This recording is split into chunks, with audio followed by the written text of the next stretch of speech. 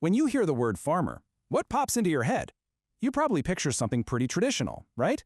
A bit old school, maybe. Well, today's story is going to completely flip that script. We're talking about a farmer who's part tech guru, part business strategist, and get this, part historian. Let's dive in. Seriously, take a second and think about it. What does that person look like? Are they using soil sensors and automated irrigation? Do they have a master's degree? If your answer is no, then you are in for a real treat. The way farming is done today is about to blow your mind. So let me introduce you to Aneesh P. He's 46, and he's not just a farmer, he's a historian. Yep, you heard that right, an M.A. in history. And that unusual mix is exactly what makes his story so incredible. So how in the world does a historian end up in a field? Literally. In this first part, we're going to look at what pulled Aneesh away from the history books and onto the land. Okay, this quote right here, it tells you everything. For Aneesh, this wasn't some romantic dream about going back to nature. Nope, it was a straight-up, calculated business decision. He saw that farming had huge financial potential and, this is the key, total autonomy. It was a space just waiting for someone to come in and innovate without any big corporation breathing down their neck. And you know, this wasn't some overnight decision. Aneesh has been around farming for 3 decades. He's seen it all. He had the wisdom to see that just doing things the old way wasn't going to cut it anymore. For him, farming wasn't just a tradition, it was a business, an enterprise ready to be built from the ground up. But as you can imagine, blazing a new trail like this is never easy. Aneesh had to fight against the weather, for sure, but he also had to deal with a ton of skepticism from the people around him. That was a huge hurdle. So his journey started with like the classic trifecta of startup nightmares. First, he had no money to get going. Second, the weather was getting crazier and crazier because of climate change, constantly threatening his crops. And maybe the toughest part, his own community just wasn't on board. They didn't really offer much support or encouragement. I mean, that's a pretty tough question, right? You've got no cash, the weather's against you, and nobody believes in you. This is where most people would just throw in the towel.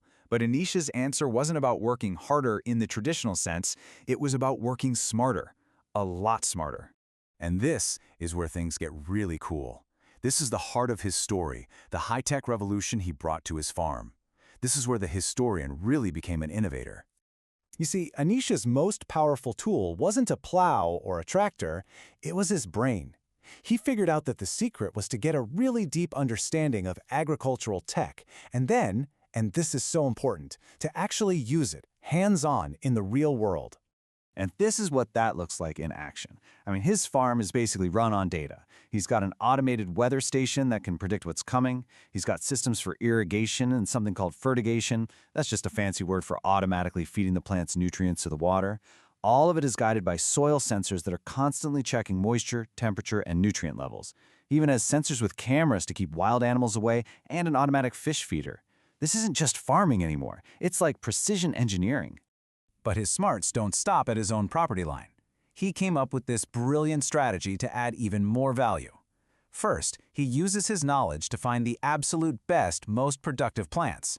Then he uses these advanced techniques to create lots of them. And finally, he shares the wealth. He gives these superior plants to other farmers, helping lift up the entire community. So after all that innovation, all that investment, and all that hard work, what's the result? Well, let's take a look at the numbers, because they are seriously impressive. So to build this incredible high-tech farm, Aneesh invested 50 lakh rupees. Now, to put that in perspective, that's around 60,000 US dollars. That's a huge investment, and it just shows how all-in he was on this vision. And the payoff? Well, that investment now brings in an annual turnover of 20 to 30 lakh rupees. That's about $24,000 to $36,000 a year.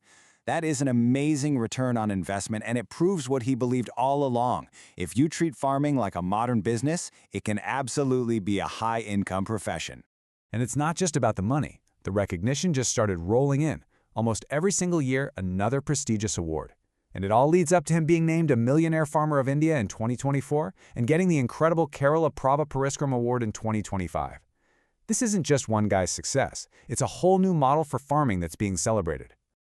So what's next for the historian who became a high-tech farmer?